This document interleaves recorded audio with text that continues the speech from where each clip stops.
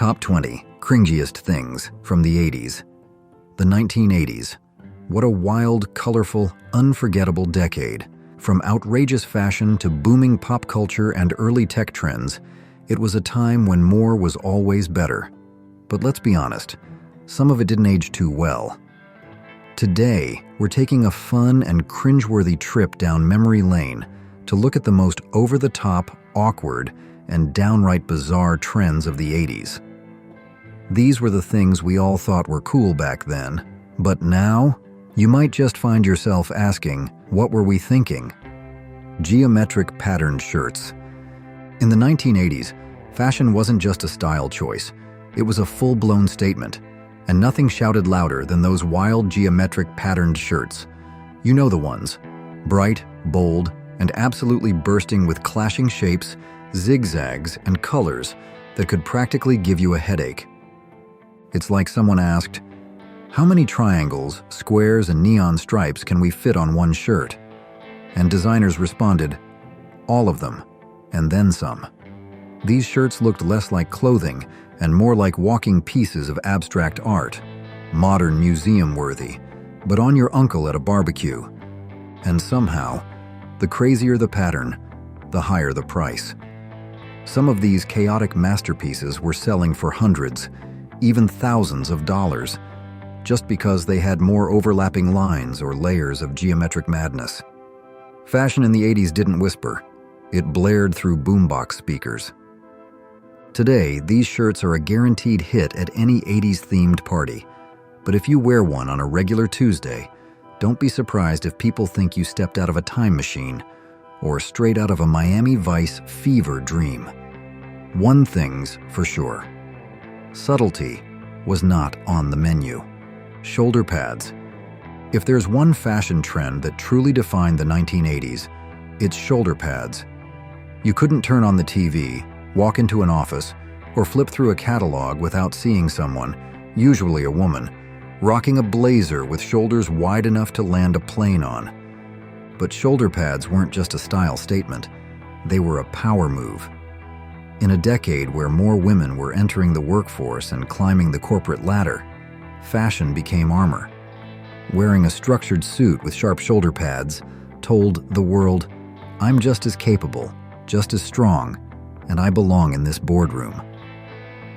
Icons like Margaret Thatcher and Joan Collins on Dynasty made the look legendary. Those commanding silhouettes gave off confidence, authority, and just a touch of glam. But over time, the look went from fierce to, well, kind of funny. The bigger the pads got, the more cartoonish they started to look. Still, fashion is a cycle. Believe it or not, shoulder pads made a comeback in the late 2010s and into the 2020s, though thankfully, a bit more subtle this time around. New Coke. When you think of soda, you think of Coca-Cola, America's classic. But in the early 1980s, Pepsi started stealing the spotlight. Taste tests were showing younger consumers preferred Pepsi's sweeter flavor, and Coca-Cola's dominance was slipping. So, what did Coke do? They changed everything. In 1985, they introduced New Coke, a reformulated version of their beloved soft drink. It was smoother, sweeter, and meant to compete head-to-head with Pepsi. The launch came with glitzy ads, catchy slogans, and a whole lot of confidence. But America wasn't having it. People missed the original, fans were outraged, late-night hosts joked about it, stores were flooded with complaints, and loyal drinkers even started grassroots campaigns demanding the return of Coca-Cola Classic. Just 79 days after launching New Coke, the company gave in and brought the original formula back to national celebration. Some even believe it was all a clever marketing ploy. Make them miss it, then bring it back stronger. Whether that's true or not, one thing's clear. Coke may have stumbled, but they came out on top. In the end, the New Coke saga didn't just change soda, it became one of the boldest marketing misfires, or masterstrokes, in pop culture history. Clocks on chains. Wristwatches? Classic. Pocket watches. Vintage, but clocks on chains. Now that's something only the 1980s could dream up and make happen. Enter Flavor Flav, the hype man of Public Enemy, and the undisputed king of wearing actual wall clocks around his neck. And we're not talking tiny novelty items. These were full-blown, pull-it-off a doctor's waiting room clocks, swinging from gold chains like they belonged in a museum, or maybe a furniture store. In a 1994 interview with MTV, Flavor Flav explained that it all started with stopwatches, then escalated to full clocks. Why? Because in his words, "Time is heavy, man. Time is heavy." For him, it was a message, a reminder of how valuable time is in our lives. And somehow, that message became a fashion statement. Let's be honest, almost no one else could pull it off. But for Flav, it became iconic. It's still his signature look to this day. Whether you think it was genius or just plain ridiculous, there's no denying. Clocks on chains were a uniquely 80s form of self-expression. Family portraits. Back in the 1980s, getting a family portrait wasn't something casual. It was an event. No smartphones, no selfies. If you wanted a nice photo, you had to dress up, fix your hair, and head to a professional photo studio. And, oh boy, the results were unforgettable. Think teased-up hair stacked sky-high, shoulder pads that could rival a linebacker's, and sweaters so loud they practically screamed. But it wasn't just the fashion. What really pushed these portraits into cringeworthy territory were the awkward poses. Floating heads superimposed over serious stares, hands on shoulders in the stiffest possible way, and everyone looking like they were auditioning for a cheesy soap opera.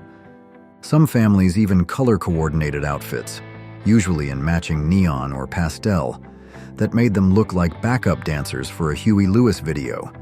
These photos were meant to show unity and love, but now they mostly show how hilariously offbeat the 80s really were. Don't believe it? Just search awkward 80s family portraits online.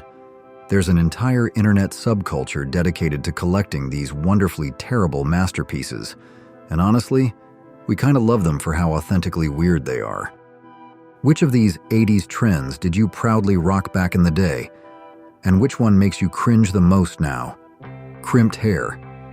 If there's one hairstyle that screams "I lived through the 80s, it's crimped hair.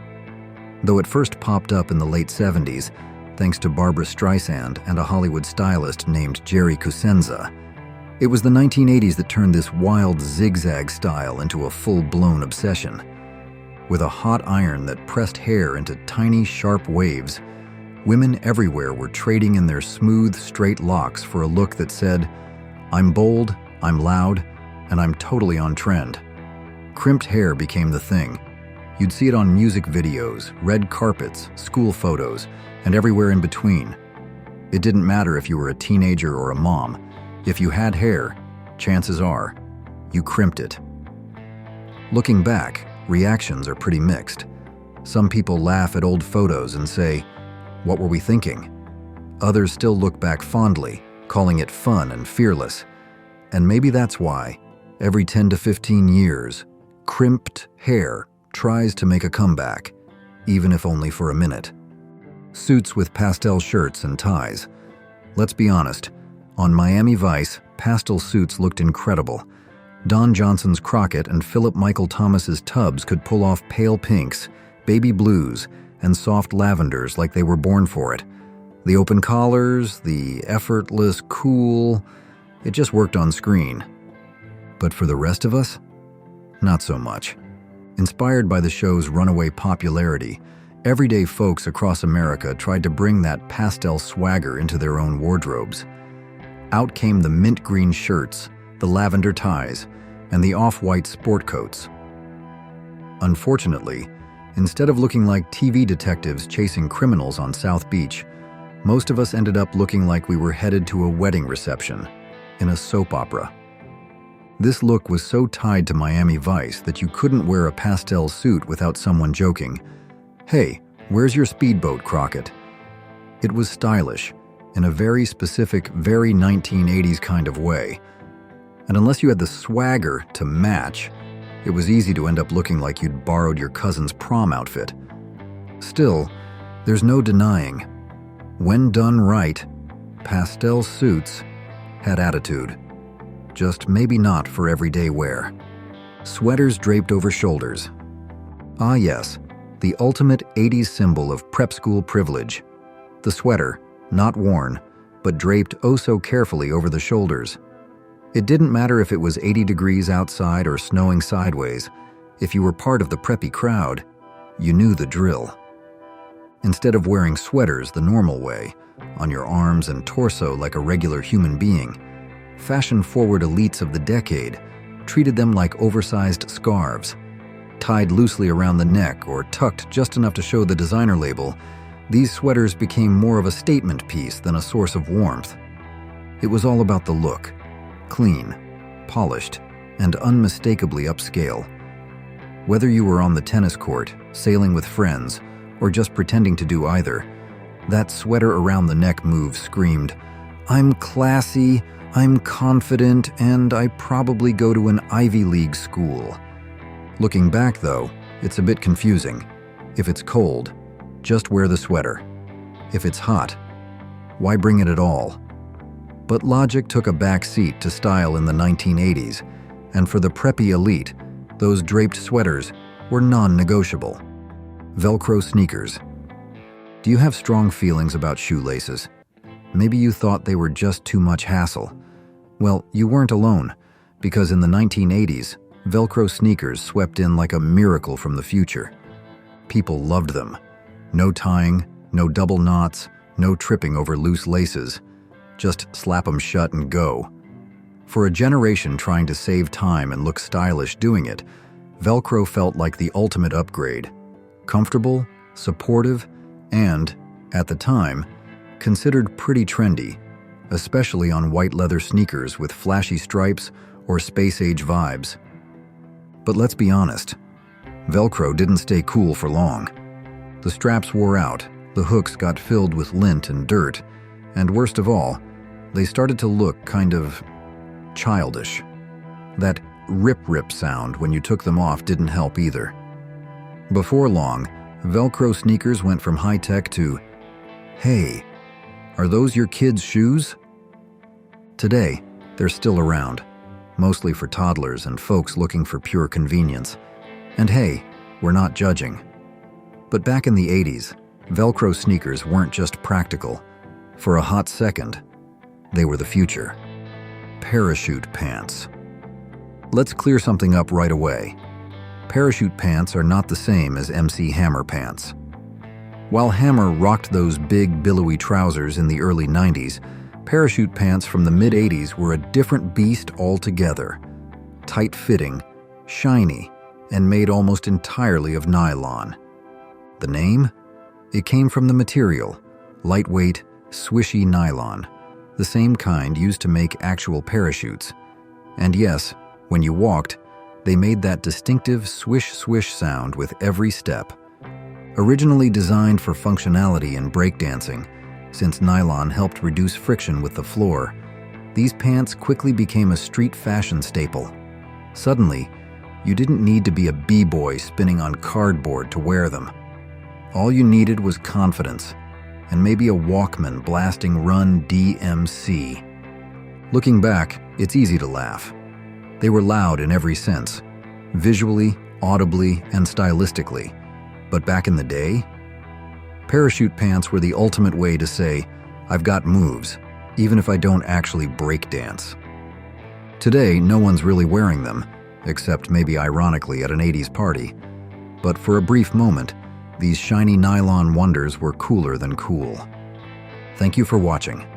To continue with more content, comment "yes" to let us know you're still following. The mullet. Ah, the mullet. Perhaps the most mocked and strangely beloved hairstyle of the entire 1980s. If you didn't live through it, you might think it was just for hockey players or small-town rockers. But you'd be way off. The mullet was everywhere. It crossed social lines, music genres, and even professions. From school teachers to pop stars, the message was clear. Short and neat in the front, long and wild in the back. That iconic phrase, business in the front, party in the back, wasn't just a joke. It was the ethos of an era. Some credit Kiefer Sutherland's look in The Lost Boys with bringing the mullet to the mainstream, though he once said it was actually a tribute to Billy Idol. Either way, it became the cut of choice for men who wanted edge without giving up formality. Or so they thought. Today, the mullet is mostly a punchline or a retro party wig. But back then, it was bold, rebellious, and somehow totally normal. Sure, it's hard to pull off in modern times, but we have to give the 80s credit. The mullet had guts. Aquanet Hairspray. The towering hairstyles of the 1980s didn't just happen, they were engineered. And the secret weapon behind every sky-high bang and gravity-defying wave? One word: Aquanet. This wasn't just hairspray. Aquanet was practically industrial strength. One spray could freeze a curl in place for hours. 2 sprays? You weren't moving that hair all day. The bigger your hairstyle, the more Aquanet you needed. And, boy, did we go big. We all dreamed of looking like our favorite pop stars or glam rock icons. But more often than not, the result was less music video fabulous and more helmet made of hair. And let's not forget the smell. Walk into any 80s era bathroom, public or private, and wham! That unmistakable Aquanet scent hit you like a ton of bricks.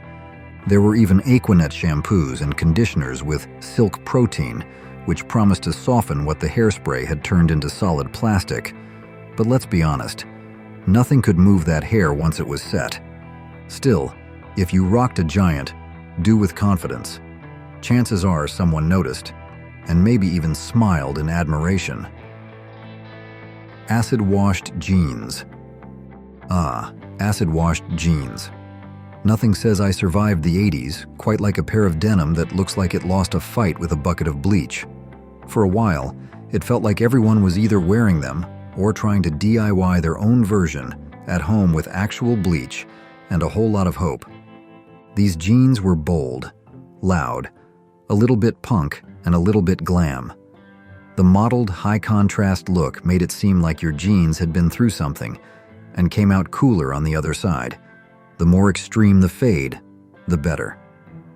They came in all styles, tight-fitting, baggy, cuffed, high-waisted, and were often paired with oversized jackets, neon tops, or if you were feeling really wild, more acid-washed denim. Yes, double denim was a thing, and the bolder the wash, the better. While they're often listed today as an honorable mention in lists of questionable fashion trends, let's be fair, acid-washed jeans were a vibe. They were rebellious, eye-catching, and totally 80s. And honestly, some of us still kinda love them. Val Speak. Whether you thought it was like totally bitchin' or it made you want to gag me with a spoon, the 1980s gave us one of the most unforgettable and hilarious language trends of all time: Val Speak.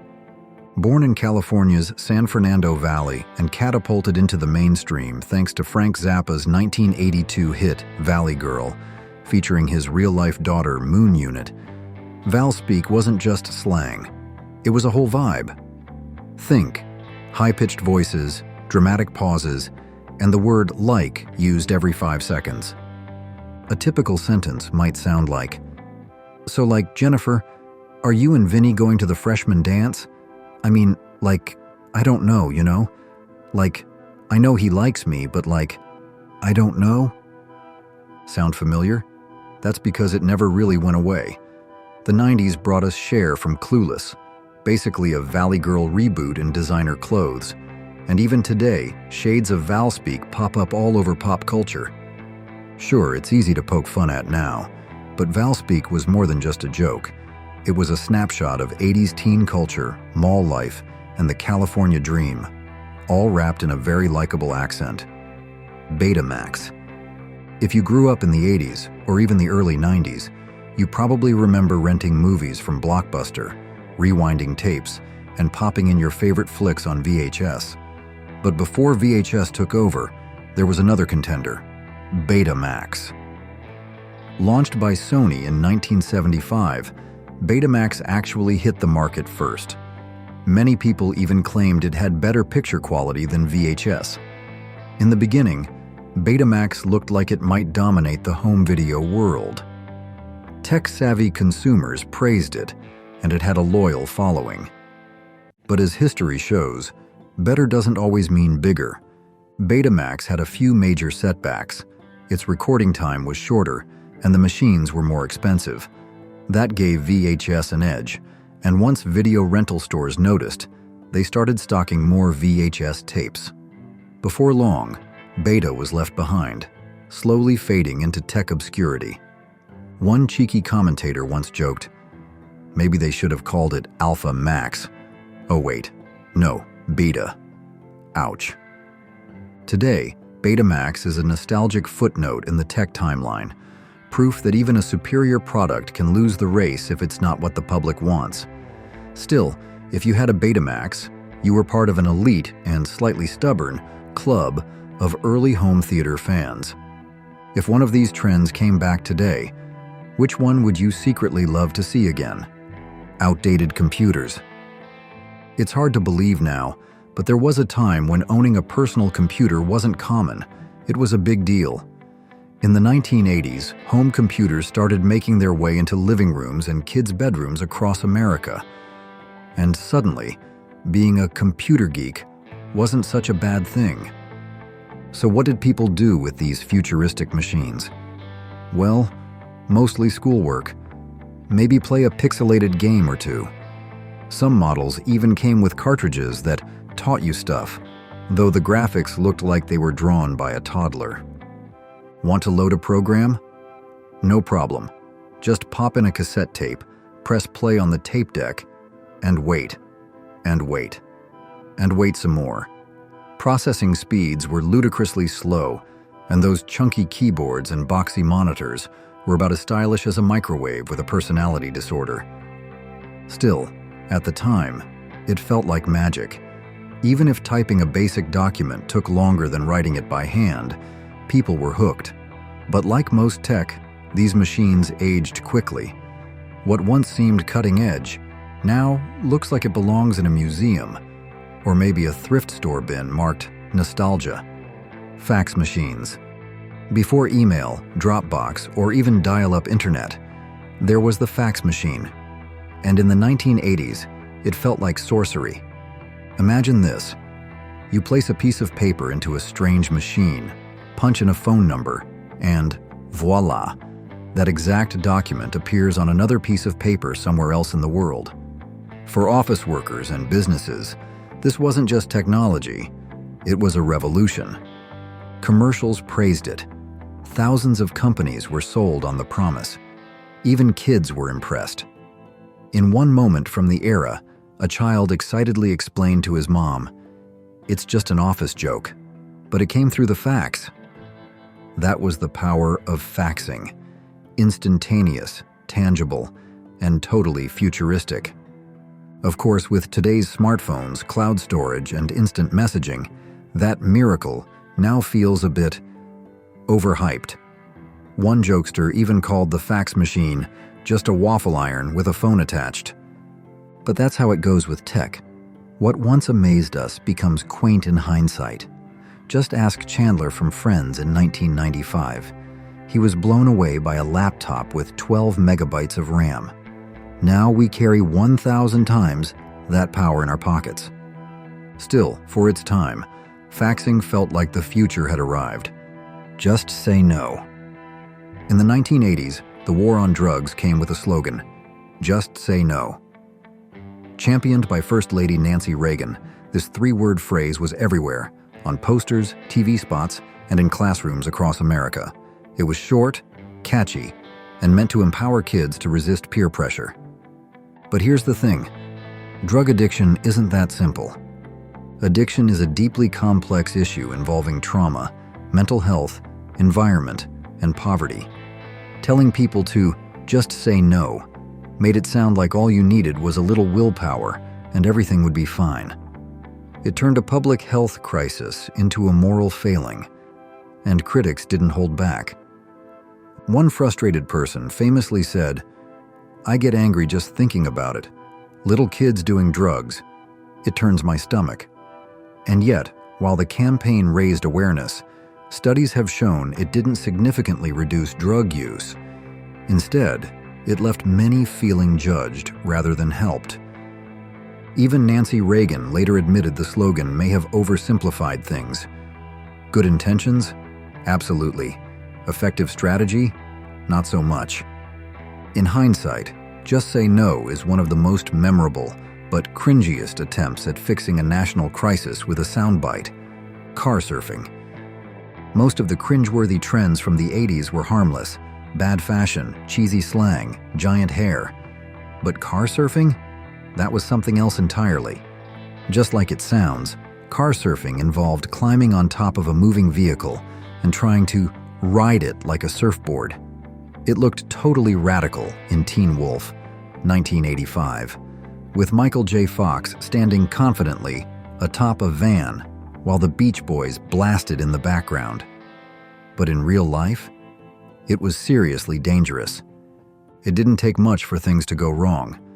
If the driver hit the brakes or took a sharp turn, the surfer could be thrown like a rag doll.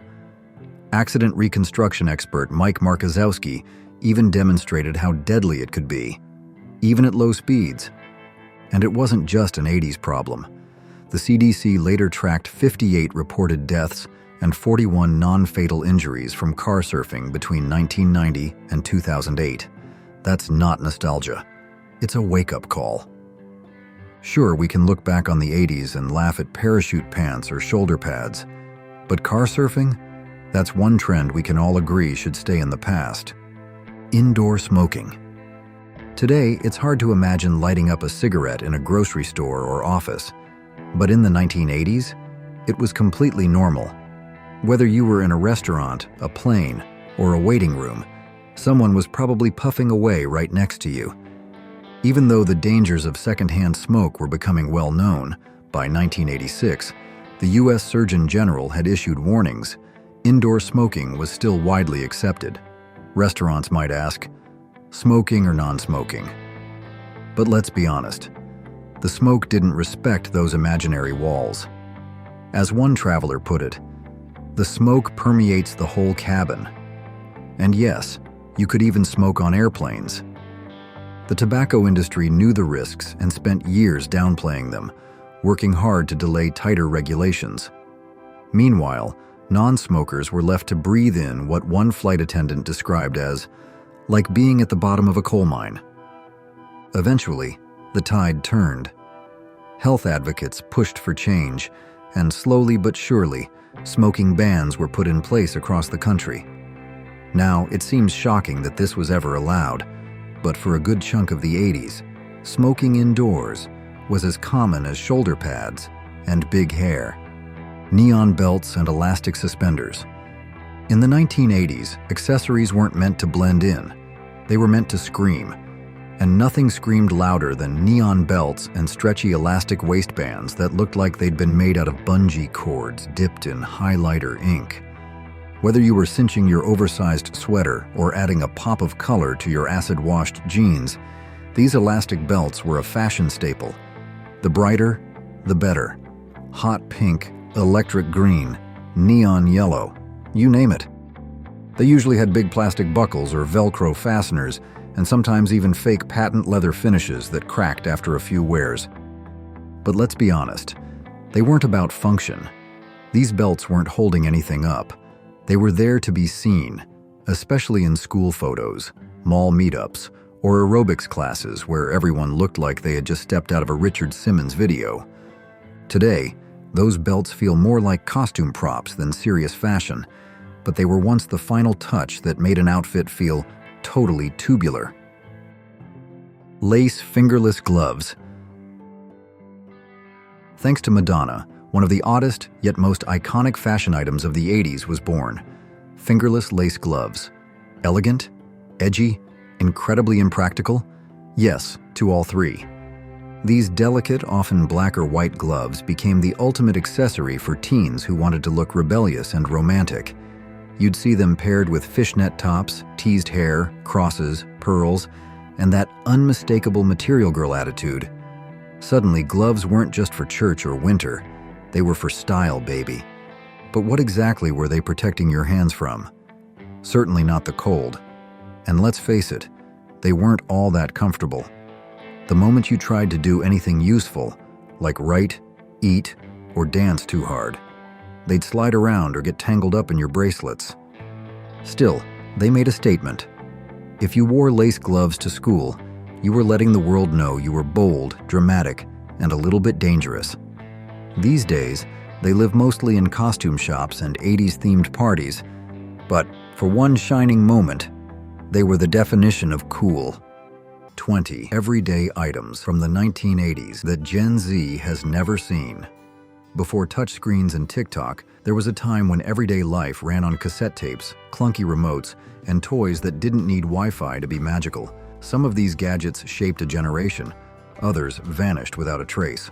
Let's rewind the clock and rediscover 20 everyday items Gen Z has likely never seen. Speak and spell. Did you ever sit cross-legged on the carpet, pressing buttons on a toy that actually talked back to you? Released in 1978 by Texas Instruments, the bright orange Speak and Spell quickly became a standout in the world of educational toys. Its chunky keyboard and pixelated display invited children to explore language in a way that felt new, interactive, responsive, and engaging. At the heart of this plastic marvel was a pioneering speech synthesizer, capable of transforming written input into spoken words with an unmistakably robotic tone. Kids could swap cartridges to access new games and spelling challenges, making the device endlessly entertaining and surprisingly versatile. Encouragement came through cheerful electronic responses, and when errors happened, the toy nudged users to try again. Patient, consistent, and never discouraging. Instead of memorizing from a page, kids learned by engaging with a voice that responded to every tap. It wasn't flashy by today's standards, but it introduced a hands-on relationship with technology that sparked curiosity. The Speak and Spell didn't just teach letters. It created moments of discovery, where language came alive through sounds, buttons, and glowing red text on a tiny screen. For many, that simple device was their first encounter with learning powered by circuits and code. Simon Game. Nothing lit up a living room quite like that iconic round gadget with 4 giant buttons, red, blue, green, and yellow, each one pulsing to its own electronic beat like it had a mind of its own. The Simon Game wasn't just a toy, it was a test of patience, memory, and sibling rivalry. I once played it so obsessively on a rainy afternoon that my little brother, in a fit of defeat, hid the batteries in the freezer.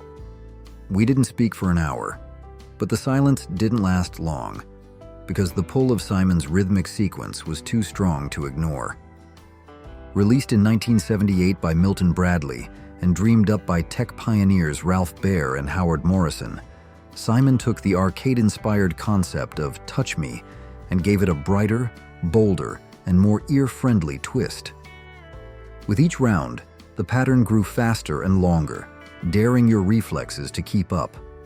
It wasn't just a game, it was a performance. Half memory test, half disco light show. By the early 80s, Simon had become a staple of birthday parties and holiday wish lists, riding the wave of America's growing fascination with electronic play. And even now, those beeping tones still echo in the memories of every kid who tried to outsmart the sequence. Did any of these items make you smile or bring back a special memory? Dot matrix printers. The sharp clatter of pins striking paper once filled classrooms, office corners, and back rooms of small-town shops, a mechanical rhythm that marked the pulse of productivity in the 1980s. Dot matrix printers, though anything but graceful, were built for function over form. With a print head that zipped from side to side, firing tiny needles through an inked ribbon, They formed letters and images out of meticulously arranged dots. The results weren't pretty by today's standards, but they were precise enough and, more importantly, dependable. First gaining traction in the 1970s, these printers became essential to businesses thanks to their ability to churn out multi-layered carbon forms without a hitch. The Centronics 101 was among the pioneers, setting a template others quickly followed. Despite their noise, and they were famously loud, they proved incredibly durable, often outlasting the very computers they were plugged into. For a generation that grew up waiting for that final sheet to finish scrolling out, the sound of a dot matrix printer wasn't just background noise. It was proof that something was getting done. CRT televisions.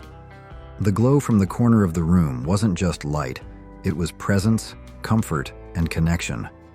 For millions of families throughout the 80s, the CRT television wasn't a luxury, it was a fixture. These boxy giants with their curved glass fronts and deep, humming backsides brought the outside world into your living room, one static-filled broadcast at a time.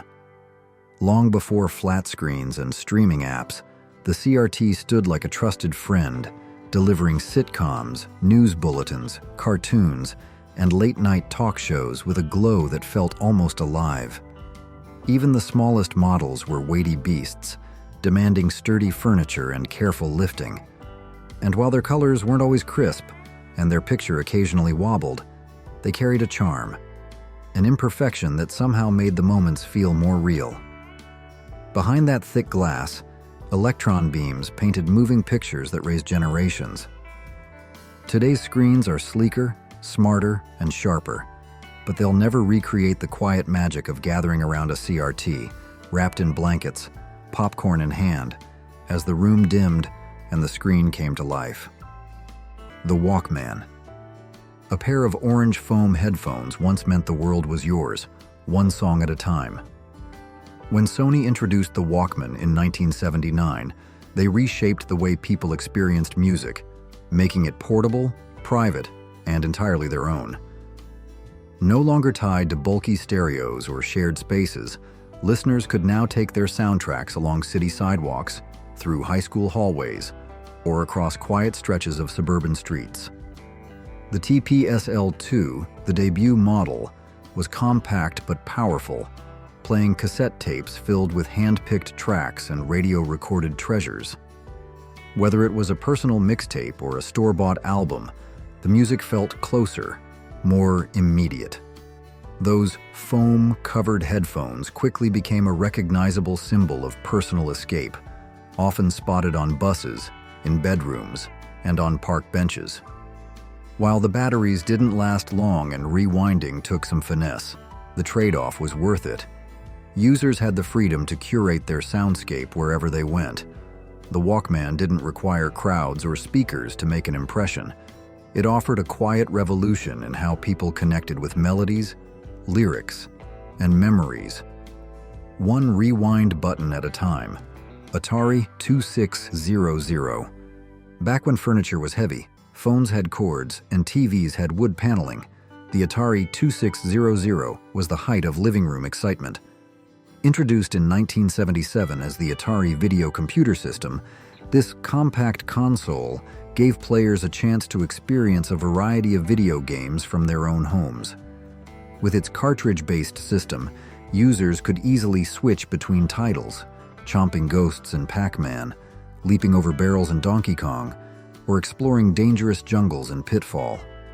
Underneath its plastic shell ran an 8-bit microprocessor and 128 bytes of RAM, powering gameplay through its instantly recognizable joystick controllers. The simplicity of the controls, paired with the variety of available games, helped cement the 2600's popularity. Even when the industry faced collapse during the video game crash of 1983, the Atari 2600 held strong in memory and legacy. It transformed static TV screens into dynamic playgrounds and reshaped how people interacted with their televisions. For many who grew up in that era, this console marked their first steps into digital worlds, sparking friendships, fierce competition, and countless hours spent in pixelated adventures that still echo through gaming history. Polaroid cameras. What could be more thrilling than watching a memory appear right in the palm of your hand? In an era when patience was the norm and waiting for film to develop took days, Polaroid cameras felt almost like magic. With a soft, mechanical whir and a gentle click, these boxy little wonders gave us something we hadn't seen before. Instant images, warm to the touch, slowly emerging from a blank sheet as if summoned by memory itself. Introduced in 1948 by Edwin H. Land, the Polaroid revolution began quietly but surged in popularity by the 1980s, when their chunky design and signature rainbow stripe became as iconic as the photos they produced. Unlike traditional film cameras, these didn't rely on dark rooms or lab processing. Instead, light-sensitive chemicals embedded in the film revealed the picture within a minute, turning casual snapshots into tiny keepsakes almost instantly. Whether at birthday parties, road trips, or Sunday barbecues, a Polaroid wasn't just a tool, it was part of the moment. It made photography feel spontaneous, shared, and wonderfully imperfect. In a time before filters and cloud storage, this was how we captured life, one instant at a time. Ghetto blasters. Music didn't just play in the background during the 80s. It moved with you, echoed down sidewalks, and poured out of speakers you carried like a badge of honor. Boomboxes, often called ghetto blasters, became symbols of expression and attitude. These machines, powered by chunky batteries and packed with booming speakers, blasted cassette tapes and FM radio wherever you went. Their flashy exteriors, covered in chrome and bold detailing, mirrored the volume they produced, loud, unapologetic, and full of personality. While some models debuted in the late 70s, it was during the following decade that they hit their stride, especially within street culture and early hip-hop. With dual tape decks, recording capabilities, and adjustable equalizers, these units let users create, remix, and share sound on the go. Though bulky and often heavy, teens slung them over shoulders proudly, turning sidewalks, basketball courts, and stoops into stages. Each boombox had a distinct look and sound, often reflecting the identity of its owner. These portable powerhouses didn't just play music, they shaped moments, drew crowds, and turned public space into personal soundscapes. If this video brought back some good memories, give it a thumbs up and don't forget to subscribe for more nostalgic trips like this. VCRs. Do you ever think back to the quiet hum of a VCR loading a tape just before the screen flickered to life? For countless households during the 1980s, that sound marked the beginning of shared moments, whether it was family movie nights, a child's favorite cartoon rented from the corner store, or late-night shows carefully saved on tape.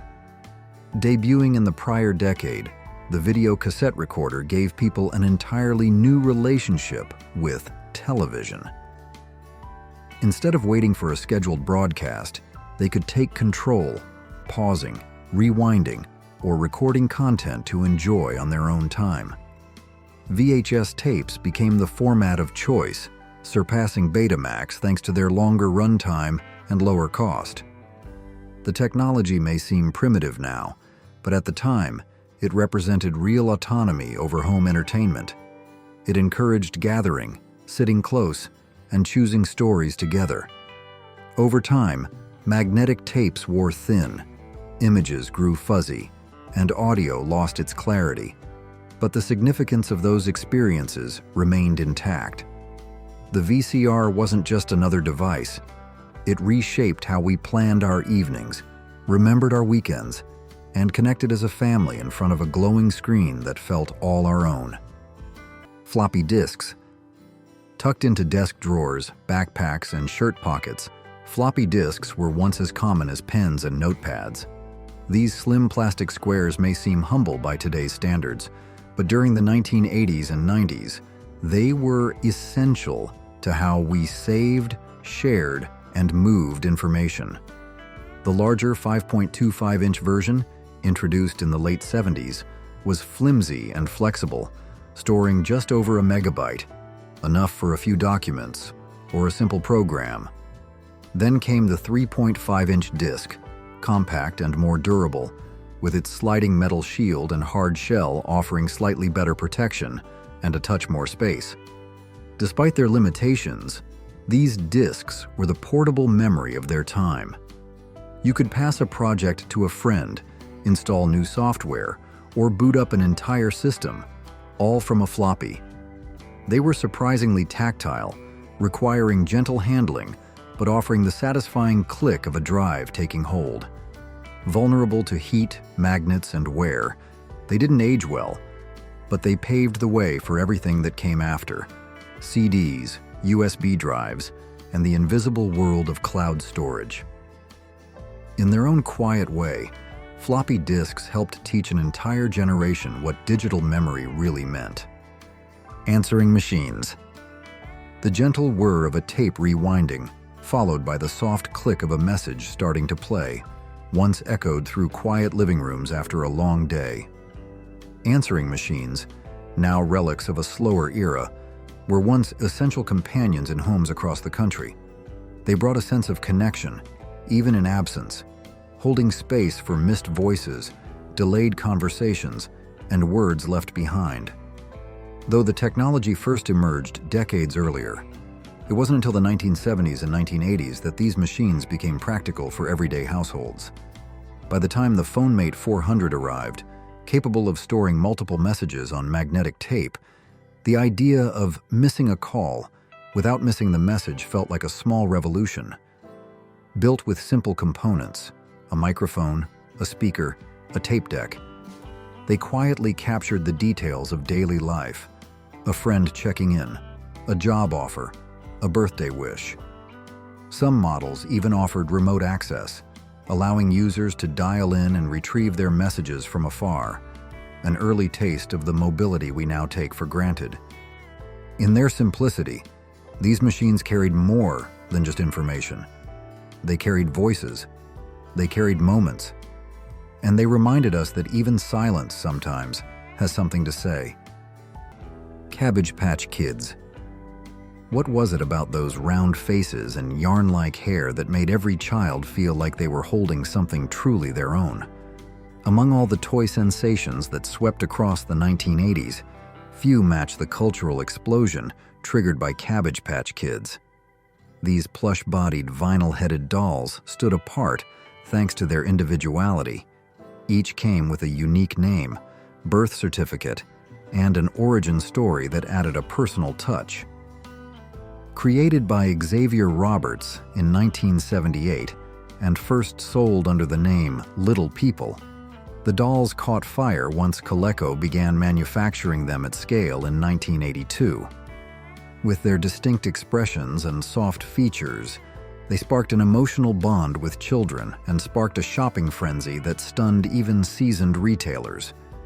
Parents waited in long lines, store shelves emptied in hours, and news stories captured scenes of chaos in toy aisles.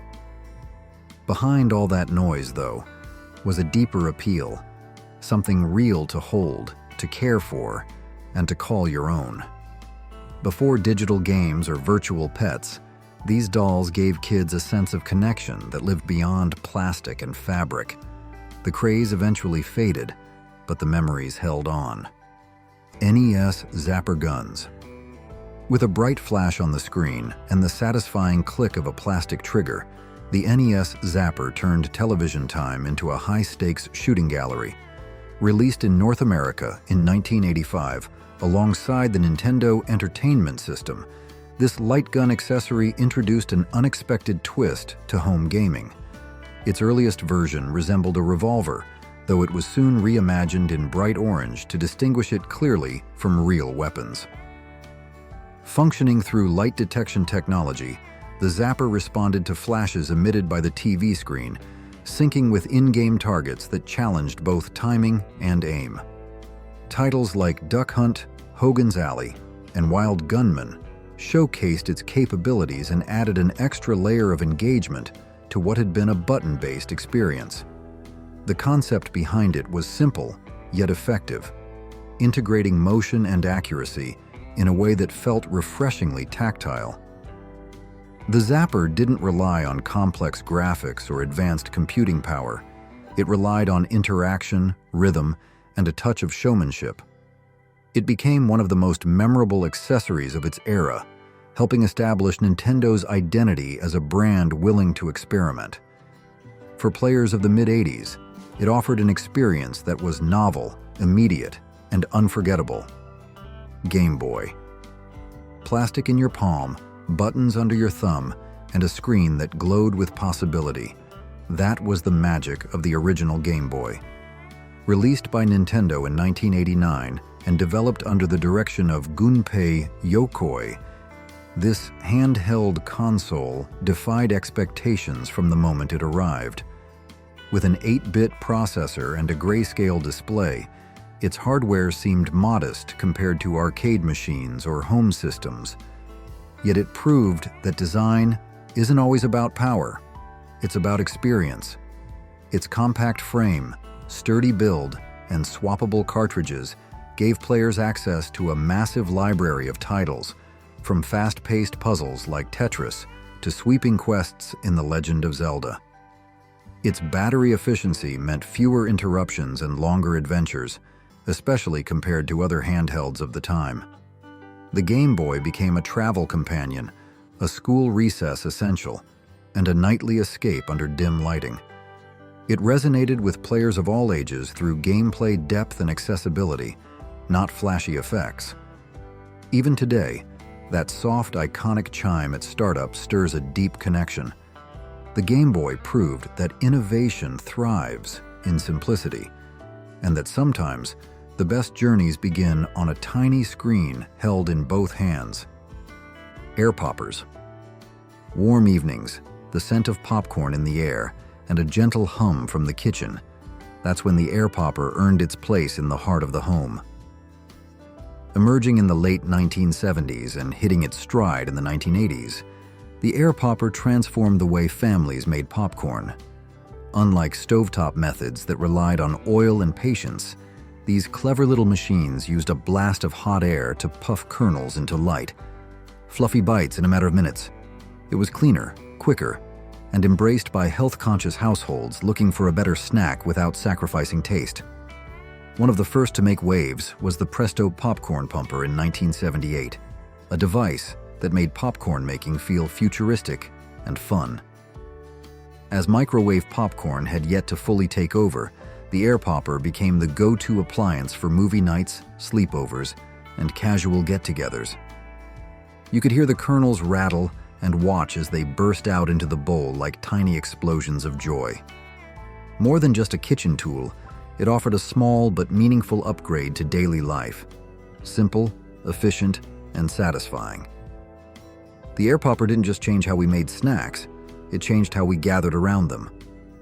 Casio calculator watch. Some gadgets didn't just tell time, they told the future. In the tech-hungry spirit of the 1980s, few devices captured imaginations quite like the Casio calculator watch. With its sleek digital face and tiny number pad built right into the front, it was part timepiece, part math machine, and all cool. Released in 1980, it quickly became a badge of both practicality and nerdy charm, adored by students, engineers, and anyone who liked to crunch numbers without reaching for a notepad. The most iconic models, like the Casio Databank, went even further, offering not just a calculator, but also a digital calendar, alarm, and even a rudimentary phone book. All of this was packed into a wristwatch that looked like something out of a sci-fi film. Beyond its features, the calculator watch became a symbol of the era's optimism, where technology was small, wearable, and wonderfully hands-on.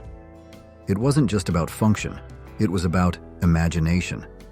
Whether you were solving homework, adjusting schedules, or timing your Walkman playlist, this little wrist-bound wonder brought the future just a bit closer. Cable boxes. How did a simple black box turn living rooms into miniature movie theaters? In the 1980s, cable boxes quietly revolutionized how families experienced television. Before they arrived, most households relied on a handful of local broadcast channels, news, sitcoms, and maybe a weekend cartoon. But once cable entered the picture, everything changed. These compact devices, usually perched on top of the television set, decoded encrypted signals and opened the door to a world of programming that felt almost limitless. Sports networks, movie channels, music video stations, and even pay-per-view events became available at the twist of a dial or push of a button. Early models were bulky, built with manual sliders or chunky buttons, and some came with wired remotes that stretched across the carpet. While the designs varied, their impact was universal. Cable boxes offered viewers the freedom to tailor their TV experience, to choose what to watch and when to watch it. They didn't just add channels, they reshaped expectations. In many ways, they laid the groundwork for the on-demand culture we live in today, where variety and access define how we connect with stories on screen. Jelly shoes. Who could forget the soft shimmer of jelly shoes catching the summer sun as kids ran across driveways and sidewalks? These vibrant, semi-transparent sandals made their mark on the 1980s, offering a blend of whimsy and everyday usefulness. Made from lightweight PVC, jelly shoes were known for being bendable, waterproof, and easy on the wallet. That flexibility, paired with their bright, translucent colors, gave them their playful nickname and instant appeal. Designs varied widely, some open-toed with buckles, others molded into flats or even boots, each drenched in neon or coated with glitter. First designed by the French company Jelly Shoes in 1980, the style quickly crossed borders and became a staple for children, teens, and trend-conscious adults alike. Whether worn to the pool or paired with summer dresses, they offered comfort with a distinct visual flair. Their popularity soared when public figures and fashion icons started wearing them, giving the humble jelly shoe a place in pop culture history. Even as fads faded and materials advanced, the memory of jellies continues to sparkle in collective memory, reminding many of sunlit afternoons, grassy backyards, and the delight of slipping into something that felt both fun and free. Was there something you loved in the 80s that didn't make our list? Share it in the comments below. Pagers, beepers. A single buzz, a quick glance at a tiny screen, and suddenly you knew someone needed you, even if you weren't quite sure who yet. Pagers, or beepers, as they were lovingly called, were once the cutting edge of mobile communication. These palm-sized devices surged in popularity during the 1980s and 1990s, quietly slipping into the daily rhythms of doctors, delivery drivers, business people, and teenagers alike. Originally developed in the 1940s, pagers found their true moment decades later when being reachable, anytime, anywhere, became a modern necessity. Each device worked by receiving radio signals from a central transmitter. When someone dialed your pager number, it would either flash a phone number on the screen or deliver a short alphanumeric code. You couldn't reply, not directly at least. You had to find a payphone or landline and call back. And yet, in that delay, there was something human. Thoughtfulness, anticipation. These beeps weren't just about urgency. They were a new form of digital etiquette. Though long replaced by smartphones and real-time messaging, pagers marked the beginning of constant connectivity and the first buzz of life lived on call. Sega Genesis. What happens to the worlds we once held in our hands, now silent, waiting behind a black plastic shell? The Sega Genesis, branded as the Mega Drive outside North America, marked a turning point in home gaming when it debuted in Japan in 1988 and reached U.S. homes the following year. As Sega's third console, it confidently entered the 16-bit battlefield with sharp graphics, smooth scrolling, and soundtracks that thumped with energy. Powered by a Motorola 68000 processor and supported by the Zlog Z80 for audio, the Genesis pushed boundaries that once felt unreachable for home systems. Titles like Sonic the Hedgehog, Streets of Rage, and Madden NFL defined a generation of gameplay that demanded speed, reflexes, and imagination. But the Genesis wasn't just about performance, it spoke with attitude. Its bold marketing directly called out competitors, and its identity became synonymous with edginess and action. Players connected through rivalries, friendships, and hours spent mastering difficult levels. Every cartridge promised a new journey, and the console carved a permanent space in gaming history. Decades later, even the chime of its startup screen still sparks a rush of memories that never truly faded. What's the one thing from the 80s you wish your kids or grandkids could experience? The clapper. 2 claps, a click, and suddenly the lamp flickered on like it had been waiting for your command. Such was the playful magic of the clapper.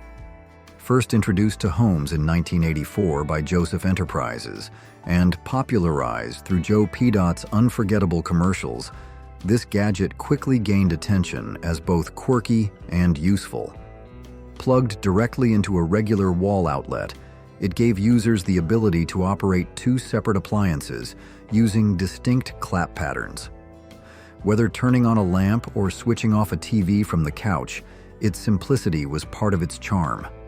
The slogan, "Clap on, clap off," the clapper, rang out on countless late-night broadcasts and became part of pop culture's soundscape. But beyond its entertainment value, the device served practical purposes as well. Some models included a noise-activated feature to trigger lights during unexpected sounds, adding a touch of security to the home. It required no programming, no screens, and no internet connection, just hands and sound.